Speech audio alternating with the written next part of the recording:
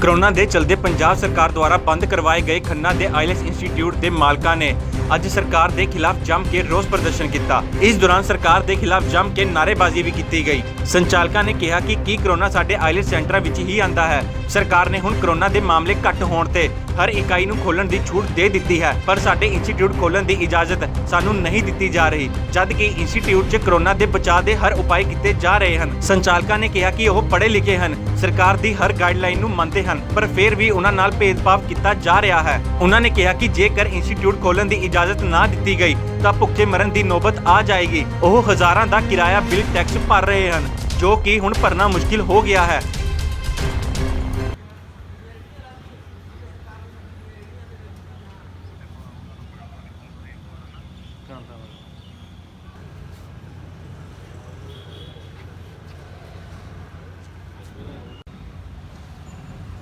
ਕੰਮ ਕਰਨ ਦਾ ਹੱਕ ਦਿਓ, ਹੱਕ ਦਿਓ, ਹੱਕ ਦਿਓ। ਕੈਪਟਨ ਸਾਹਿਬ ਸਾਨੂੰ ਕੰਮ ਕਰਨ ਦਾ ਹੱਕ ਦਿਓ, ਹੱਕ ਦਿਓ, ਹੱਕ ਦਿਓ। ਜੇ ਬਾਕੀ ਸਾਰਾ ਕੁਝ ਖੁੱਲਾ ਅਸੀਂ ਬੰਦ ਕਿਉਂ? ਕਿਉਂ? ਸਾਨੂੰ ਕੰਮ ਕਰਨ ਦਾ ਹੱਕ ਦਿਓ, ਹੱਕ ਦਿਓ, ਹੱਕ ਦਿਓ। ਬਾਕੀ ਸਾਰਾ ਕੁਝ ਖੁੱਲਾ ਅਸੀਂ ਇਕੱਲੇ ਬੰਦ ਕਿਉਂ? ਬੰਦ ਕਿਉਂ? ਬੰਦ ਕਿਉਂ? ਮੇਰਾ ਨਾਮ ਨਵਨੀਤ ਕੁਮਾਰ ਜੀ। ਕੀ ਪ੍ਰੋਬਲਮ ਆ ਰਹੀ ਹੈ ਜਿਹਦੇ ਕਰਕੇ ਤੁਸੀਂ ਪ੍ਰੋਟੈਸਟ ਕੀਤਾ? ਸਾਡਾ ਅੱਜ ਇੱਥੇ ਇਕੱਠੇ ਹੋ ਕੇ ਸਰਕਾਰ ਦੇ ਖਿਲਾਫ ਪ੍ਰੋਟੈਸਟ ਕਰਨ ਦਾ ਜਿਹੜਾ ਸਾਡਾ ਮੇਨ ਮਕਸਦ ਸੀ ਉਹ ਇਹੀ ਹੈ ਕਿ ਗਵਰਨਮੈਂਟ ਨੇ ਸਾਰਿਆਂ ਨੂੰ ਓਪਨ ਕਰਨ ਦੀ ਪਰਮਿਸ਼ਨ ਦੇ ਦਿੱਤੀ ਹੋਈ ਹੈ। ਸਾਰਾ ਕੁਝ ਖੋਲ੍ਹਤਾ ਹੋਇਆ, ਮਾਰਕੀਟ ਖੋਲ੍ਹਤੀਆਂ ਹੋਈਆਂ ਨੇ, ਜਿਮ ਤੇ ਰੈਸਟੋਰੈਂਟ ਅਗਲੇ ਹਫਤੇ ਖੋਲ੍ਹਣ ਦੇ ਜਿਹੜੇ ਆਰਡਰ ਨੇ ਉਹ ਆਲਰੇਡੀ ਆ ਚੁੱਕੇ ਨੇ।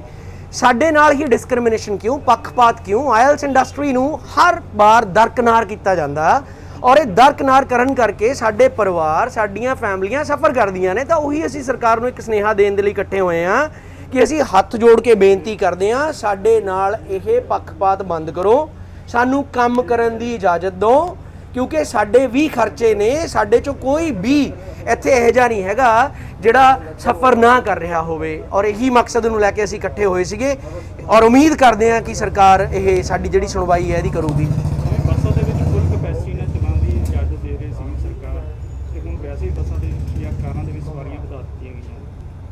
ਸਟੂਡੈਂਟ ਕਿੰਨੇ ਹੁੰਦੇ ਤੁਹਾਡੇ ਕੋਲ ਕਲਾਸ? ਦੇਖੋ ਜੀ, ਸਾਡੇ ਕੋਲ ਜਿਹੜੇ ਕਲਾਸਰੂਮ ਨੇ, ਸਾਡੇ ਕੋਲੇ ਵੱਡੇ ਕਲਾਸਰੂਮ ਨੇ, ਕੋਈ 50 ਸਟੂਡੈਂਟ ਦੀ ਕਪੈਸਿਟੀ ਦਾ ਹੈ, ਕੋਈ 60 ਸਟੂਡੈਂਟ ਦੀ ਕਪੈਸਿਟੀ ਦਾ ਹੈ, ਕੋਈ 70 ਦੀ ਦਾ ਹੈ। ਤਾਂ ਮੈਂ ਤਾਂ ਸਰਕਾਰ ਨੂੰ ਇਹੀ ਕੁਐਸਚਨ ਕਰਦਾ ਕਿ ਦੇਖੋ, ਜੇ ਤੁਸੀਂ ਬੱਸਾਂ ਨੂੰ ਬਾਕੀ ਸਾਰੇ ਕਾਸੇ ਨੂੰ ਖੁੱਲ੍ਹਣ ਦੀ 50% ਦੇ ਨਾਲ ਪਰਮਿਸ਼ਨ ਦਿੰਦੇ ਹੋ ਤੇ ਸਾਨੂੰ 50% ਦੇ ਨਾਲ ਆਪਰੇਟ ਕਰਨ ਦੀ ਪਰਮਿਸ਼ਨ ਕਿਉਂ ਨਹੀਂ ਦੇ ਰਹੇ? ਤੁਹਾਨੂੰ ਕੀ ਹਰਜ ਹੈ ਜੀ ਇਹਦੇ 'ਚ? ਜੇ ਅਸੀਂ 50 ਸਟੂਡੈਂਟ ਦੀ ਜਿਹੜੀ ਕਪੈਸਿਟੀ ਵਾਲਾ ਕਲਾਸਰੂਮ ਆ, ਜੇ ਅਸੀਂ ਉਹਦੇ 'ਚ 20 ਸਟੂਡੈਂਟ ਬਿਠਾ ਕੇ ਪੜ੍ਹਾਉਂਦੇ ਆ, ਪ੍ਰੋਪਰ ਕਰੋਨਾ ਦੀਆਂ ਪ੍ਰੋਟੋਕੋਲਸ ਫੋਲੋ ਕਰਦੇ ਆ, ਕਲਾਸਰੂਮ ਦੀ ਸੈਨੀਟਾਈਜੇਸ਼ਨ ਹੁੰਦੀ ਆ, ਸਟੂਡੈਂਟ ਦੀ ਸੈਨੀਟਾਈਜੇਸ਼ਨ ਹੁੰਦੀ ਆ, ਬਿਨਾਂ ਮਾਸਕ ਅਸੀਂ ਕਿਸੇ ਨੂੰ ਐਂਟਰੀ ਨਹੀਂ ਦਿੰਦੇ। We are all well qualified people. ਲੇਕਿਨ ਸਰਕਾਰ, ਮੈਂ ਫਿਰ ਹੈਰਾਨ ਆ, ਸਰਕਾਰ ਹਰ ਚੀਜ਼ ਨੂੰ ਦਰਕਨਾਰ ਕਰਦੀ ਆ। ਔਰ ਕੈਪਟਨ ਸਾਹਿਬ, ਤੁਸੀਂ ਆਪ ਇੰਨੇ ਪੜ੍ਹੇ ਲਿਖੇ ਹੋ, ਸਾਡੀ ਪੜ੍ਹੇ ਲਿਖੇ ਲੋਕਾਂ ਦੀ ਇੰਡਸਟਰੀ ਆ, ਤਾਂ ਤੁਸੀਂ ਇਹਦੇ ਵੱਲ, ਮੈਂ ਤਾਂ ਹੈਰਾਨ ਆ। Why are you turning all the time your deaf ear towards us? ਕੀ ਮੰਗ ਕਰਦੇ? ਮੰਗ ਇਹੀ ਕਰਦੇ ਆ ਜੀ, ਜੇ ਤੁਸੀਂ ਬਾਕੀ ਸਾਰਿਆਂ ਨੂੰ ਖੋਲ੍ਹਣ ਦੀ ਇਜਾਜ਼ਤ ਦਿੱਤੀ ਹੋਈ ਆ ਤਾਂ ਫਿਰ ਸਾਡੇ ਨਾਲ ਹੀ ਇਹ ਮਤਰੇਹਾ ਸਲੂਕ ਕਿਉਂ ਕੀਤਾ ਜਾ ਰਿਹਾ ਜੀ? ਅਸੀਂ ਤਾਂ ਸਰਕਾਰ ਦਾ ਕੁਝ ਮਾੜਾ ਨਹੀਂ ਕੀਤਾ। ਔਰ ਮੈਂ ਇੱਕ ਚੀਜ਼ ਕਹਿਣਾ ਕੈਪਟਨ ਸਾਹਿਬ, ਹੱਥ ਜੋੜ ਕੇ ਕਹਿਣਾ, ਦੇਖੋ ਤੁਹਾਡੀ ਸਰਕਾਰ ਆ, ਤੁਸੀਂ ਹੁਕਮਰਾਨ ਹੋ। ਜੇ ਹੁਣ ਤੁਸੀਂ ਨਹੀਂ ਸੁਣਦੇ ਤਾਂ ਫਿਰ ਇਹ ਗੱਲਾਂ ਬਹੁਤ ਅੱਗੇ ਚਲੀਆਂ ਜਾਣੀਆਂ ਨੇ। ਪਹਿਲਾਂ ਕਿਸਾਨ ਆਤਮ ਹੱਤਿਆ ਕਰਦੇ ਸੀ, ਫਿਰ ਖਬਰਾਂ ਆਇਆ ਕਰਨਗੀਆਂ ਵੀ ਸਾਡੇ ਵਰਗੇ ਵੀ ਕਰਨਗੇ, ਤੇ ਉਹਦੇ ਲਈ ਜ਼ਿੰਮੇਵਾਰ ਕਿਹਨੇ ਹੋਣਾ? ਕੈਪਟਨ ਸਾਹਿਬ ਤੁਸੀਂ ਹੋਣਾ। ਤੁਸੀਂ ਇਹੀ ਉਮੀਦ ਕਰਦੇ ਆ ਕਿ ਸਾਨੂੰ ਜਿੰਨੀ ਜਲਦੀ ਹੋ ਸਕਦਾ ਸਾਡੀ ਸੁਣਵਾਈ ਕੀਤੀ ਜਾਵੇ, ਸਾਡੇ ਤੇ ਤਰਸ ਦੇ ਆਧਾਰ ਤੇ ਹੀ ਸਾਨੂੰ ਕੰਮ ਕਰਨ ਦੀ ਇਜਾਜ਼ਤ ਦਿੱਤੀ ਜਾਵੇ। ਕੈਪਟਨ ਸਾਹਿਬ, ਇਹ ਬੇਨਤੀ ਹੈ ਤੁਹਾਨੂੰ। ਮੈਨੂੰ ਪਤਾ ਤੁਸੀਂ ਆਪਣੇ ਪਾਰਟੀ ਦੇ ਰੁਝੇਵਿਆਂ 'ਚ ਬਿਜ਼ੀ ਹੋ ਕਿ ਅਸੀਂ ਤੁਹਾਡਾ ਆਵਾਮ ਨਹੀਂ ਹੈਗੇ, ਅਸੀਂ ਤੁਹਾਨੂੰ ਵੋਟਾਂ ਨਹੀਂ ਪਾਉਂਦੇ। ਮੈਂ ਤਾਂ ਇਹੀ ਬੇਨਤੀ ਕਰਦਾ ਵੀ ਸਾਡੇ ਨਾਲ ਇਹ ਮਤਰੇਆ ਸਲੂਕ ਬੰਦ ਕਰੋ। ਜੇ ਤੁਸੀਂ ਬਾਕੀ ਸਾਰਾ ਕੁਝ ਖੋਲ੍ਹਣ ਦੀ ਇਜਾਜ਼ਤ ਦਿੱਤੀ ਆ, ਸਾਨੂੰ ਵੀ ਇਜਾਜ਼ਤ ਦਿਓ। ਸਾਡਾ ਹੱਕ ਆ, ਸਾਡਾ ਰਾਈਟ ਆ। मेरा नाम भारती जी, मैं ग्लोबल मेकओवर्स तो हूँ। क्या दिक्कत आ रही है? दिक्कत सर ये है कि देखो, जो इस समय कोरोना का सीन चल रहा है ਉਹਦੇ ਵਿੱਚ ਸਾਰਾ ਕੁਝ ਬੰਦ है, लेकिन हौले हौले सरकार सारा कुछ खोल रही है, तो सिर्फ आइल्स इंस्टीट्यूट्स क्यों नहीं खुल रहे हैं? मेरी सरकार तो सिर्फ यही विनती है कि सानू भी इजाज़त दी जाए कि असी भी अपने आइल्स इंस्टीट्यूट्स ਨੂੰ खोलीए, ਅਸੀਂ भी उनकी गाइडलाइंस ਨੂੰ फॉलो करांगे। साढ़े लिए भी कुछ वो प्रोटोकॉल्स दे दें, गाइडलाइंस दे दें, ਜਦੋਂ ਮਰਜ਼ੀ आके उनकी सरकार, उनकी जो एसोसीएशन हैगी आके चेक कर सकती है। सानू कोई दिक्कत नहीं है सानू, पर सानू भी तो काम करने का मौका मिले ना। असी कितना चिर अपने घर बैठ के सर्वाइव करिए? बहुत सारे स्टाफ मैंबर्स ऐसे हैं जिनका घर सिर्फ इसी काम तो चल रही है। ਸਰਕਾਰ ਨੂੰ ਇਸ ਚੀਜ਼ ਲਈ ਵੀ ਸੋਚਣਾ ਚਾਹੀਦਾ। ਜ਼ਰੂਰੀ नहीं है ਉੱਥੇ ਮੇਲ ਹੀ ਕਰ ਰਹੇ हैं। मेरी सरकार तो हथ जोड़ के रिक्वेस्ट है कि उत्थे फीमेल्स भी काम कर रही हैं जिनके घर कोई नहीं है, वो अपने घर ਨੂੰ ਚਲਾ ਰਹੀ हैं। तो सरकार ने अगर होर चीज़ां खोलਣ ਦਾ इजाज़त ਦਿੱਤੀ है तो सरकार साडे इंस्टीट्यूट्स ਨੂੰ भी खोलने का इजाज़त दे। ਕਿਹੜੇ ਖਰਚੇ ਜਿਹੜੇ ਹੈਗੇ ਕੰਟੀਨਿਊ ਪੈ ਰਹੇ ਆ? सर देखो, बिल्डिंग के रेंट्स कंटिन्यू जा रहे हैं, इलैक्ट्रिसिटी बिल जा रहा है, ਉਹਦੇ ਵਿੱਚ ਕੋਈ ਰਿਆਇਤ ਨਹੀਂ ਹੈਗੀ ਹੈ। उसके अलावा ਅਸੀਂ ਕੀ ਕਰ ਸਕਦੇ ਹਾਂ? ਸਾਡੇ ਕੋਲ ਤਾਂ ਲੈਂਡਲੋਰਡ ਕਹਿ ਦਿੰਦਾ ਜੀ ਬਿੱਲ ਦਿਓ, ਬਿੱਲ ਕਿੱਥੇ ਦਈਏ ਜਦ ਸਾਡੇ ਕੋਲ ਇਨਕਮ ਹੀ ਨਹੀਂ ਹੈਗੀ ਹੈ, ਕੋਈ ਬੱਚਾ ਸਾਡੇ ਕੋਲ ਨਹੀਂ ਹੈਗਾ, ਅਸੀਂ ਕਿਹਨੂੰ ਪੜ੍ਹਾਈਏ? ਇੱਕ ਪਾਸੇ ਤਾਂ ਪੰਜਾਬ ਸਰਕਾਰ ਨੇ ਪ੍ਰਾਈਵੇਟ ਸਕੂਲ ਨੂੰ ਜਿਹੜੀਆਂ ਫੀਸਾਂ ਲੈਣ ਲਈ ਇਜਾਜ਼ਤ ਦਿੱਤੀ ਹੋਈ ਹੈ ਜੀ ਤੇ ਤੁਹਾਡੇ ਖਰਚੇ ਫਿਰ ਕਿੱਦਾਂ ਚੱਲਣਗੇ? सर ਸਾਡੇ ਖਰਚੇ ਤਾਂ ਚੱਲ ਹੀ ਨਹੀਂ ਰਹੇ ਹੈਗੇ क्योंकि ਸਾਡੇ ਕੋਲ ऑनलाइन क्लासेस नहीं चल रही है। बहुत सारी जो दुनिया बैठी है ਜਿਹੜੀ ਪਿੰਡਾਂ ਤੋਂ ਆਉਂਦੀ ਹੈ उनके पास ज़रूरत की चीज़ां नहीं हैगियां। क्यों वो बाहर जाना चाहते हैं? क्योंकि उनके पास इंडिया ਦੇ ਵਿੱਚ ज़रूरत की चीज़ां नहीं है। तो वो किवें लैपटॉप लेके आउणगे, ਇੰਨਾ ਖਰਚਾ ਕਿਵੇਂ ਕਰਨਗੇ? वो नहीं पढ़ सकते, उन्होंने नहीं आਉਂਦਾ। ਉਹ ਜਦ ਤੱਕ ਕਲਾਸ ਆ ਕੇ ਅਟੈਂਡ ਨਹੀਂ ਕਰਨਗੇ ਅਸੀਂ ਉਹਨਾਂ ਨੂੰ ਨਹੀਂ ਸਮਝਾ ਸਕਦੇ। ਕੀ ਮੰਗ ਕਰਦੇ? ਸਾਡੀ ਮੰਗ ਇਹੀ ਹੈ ਜੀ ਪੰਜਾਬ ਸਰਕਾਰ ਤੋਂ ਕਿ ਸਾਨੂੰ ਵੀ ਇੰਸਟੀਚਿਊਟ ਖੋਲ੍ਹਣੇ ਦਾ ਮੌਕਾ ਦਿੱਤਾ ਜਾਏ, ਸਾਨੂੰ ਵੀ ਗਾਈਡਲਾਈਨਸ ਦੇ ਜਿਹਨੂੰ ਅਸੀਂ ਪ੍ਰੋਪਰ ਫੋਲੋ ਕਰਾਂਗੇ। ਮੇਰਾ ਨਾਮ ਪੀਯੂਸ਼ ਕੇ ਮਹਿਤਾ ਹੈ। ਜਿਹੜਾ ਅੱਜ ਦਾ ਪ੍ਰੋਟੈਸਟ ਕੀਤਾ ਹੈ ਕਿਉਂ ਕੀਤਾ ਹੈ, ਕੀ ਕਾਰਨ? ਸਰ ਦੇਖੋ, ਮੈਂ ਇਹਨਾਂ ਦਾ ਲੀਗਲ ਰਿਪਰੈਜ਼ੈਂਟੇਟਿਵ ਹਾਂ। ਆਨਰੇਬਲ ਸੁਪਰੀਮ ਕੋਰਟ ਦੀ ਹਦਾਇਤਾਂ ਨੇ ਕਿ ਕਿਸੇ ਨੂੰ ਲਿਵਿੰਗ ਕਮਾਂਡ ਤੋਂ ਨਹੀਂ ਰੋਕਿਆ ਜਾ ਸਕਦਾ। ਸਾਡੇ ਸੰਵਿਧਾਨ 'ਚ ਆਰਟੀਕਲ 21 'ਚ ਰਾਈਟ ਟੂ ਲਾਈਫ ਦਿੱਤਾ ਗਿਆ ਹੈ, ਠੀਕ ਹੈ। तो ਉਹਦੇ 'ਚ ਰਾਈਟ ਟੂ ਲਾਈਵਲੀਹੁੱਡ ਜਿਹੜਾ ਹੈ ਉਹ ਸੁਪਰੀਮ ਕੋਰਟ ਨੇ ਆਪਣੀ ਇੰਟਰਪ੍ਰੀਟੇਸ਼ਨ 'ਚ ਕਿਹਾ ਹੈ ਕਿ ਜੀਵਿਕਾ ਕਮਾਣਾ, ਰੋਜ਼ੀ ਰੋਟੀ ਕਮਾਣਾ ਆਰਟੀਕਲ 21 ਦਾ ਸਿਧਾਂਤ ਹੈ। ਹਰ ਬੰਦੇ ਨੂੰ ਆਪਣੀ ਜੀਵਿਕਾ ਕਮਾਉਣ ਦਾ ਅਧਿਕਾਰ ਹੈ। ਅਸੀਂ ਇਦਾਂ ਨਹੀਂ ਕਰ ਸਕਦੇ ਵੀ ਇੱਕ ਪਾਸੇ ਤਾਂ ਪਬਲਿਕ ਟਰਾਂਸਪੋਰਟ 50 ਬੱਸਾਂ ਨੂੰ ਬੰਦਿਆਂ ਨੂੰ ਲੈ ਕੇ ਬੱਸ 'ਚ ਪੂਰੀ ਚੱਲ ਰਹੀ ਹੈ, ਦੂਜੇ ਪਾਸੇ ਕੋਈ ਇੰਸਟੀਚਿਊਟ 20 ਦੀ ਕਪੈਸਿਟੀ ਨਾਲ ਚੱਲ ਵੀ ਨਹੀਂ ਸਕਦਾ। 21 ਦੀ ਤਾਂ ਵਾਇਲੇਸ਼ਨ ਹੈਗੀ ਹੈ ਜਿੱਥੇ ਰਾਈਟ ਟੂ ਲਾਈਫ ਜਾਂ ਪਰਸਨਲ ਲਿਬਰਟੀ ਖਰਾਬ ਹੋ ਰਹੀ ਹੈ, ਉਹ ਬੰਦਾ ਆਪਣੀ ਜੀਵਿਕਾ ਨਹੀਂ ਕਮਾ ਸਕਦਾ। ਇਹ ਆਰਟੀਕਲ 14 ਦੀ ਵੀ ਵਾਇਲੇਸ਼ਨ ਹੈ। ਆਰਟੀਕਲ 14 ਸਾਡਾ ਸੰਵਿਧਾਨ ਦਾ ਕਹਿੰਦਾ ਹੈ ਕਿ ਸਭ ਨੂੰ ਰਾਈਟ ਟੂ ਇਕੁਐਲਿਟੀ ਹੈ।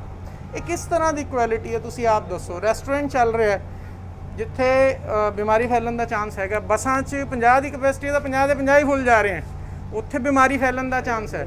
ਲੇਕਿਨ ਜਿੱਥੇ ਅਲਟਰਾ ਹਾਈਜੀਨ ਮੇਨਟੇਨ ਕੀਤੀ ਹੋਈ ਹੈ, ਲੋਕ ਸੈਲਫ ਆਡਿਟ ਦੇਣ ਲਈ ਤਿਆਰ ਹੈ। ਇੰਸਟੀਚਿਊਟ ਖੁਦ ਕਹਿ ਰਹੇ ਕਿ ਸਰ ਤੁਸੀਂ ਸਾਨੂੰ ਗਾਈਡਲਾਈਨਸ ਇਸ਼ੂ ਕਰੋ, ਅਸੀਂ ਓਪਨ ਕਰਨ ਨੂੰ ਤਿਆਰ ਹਾਂ, ਤਾਂ ਉਹਨਾਂ ਨੂੰ ਕੰਮ ਕਰਨ ਦੀ ਇਜਾਜ਼ਤ ਨਹੀਂ ਦਿੱਤੀ ਜਾ ਰਹੀ।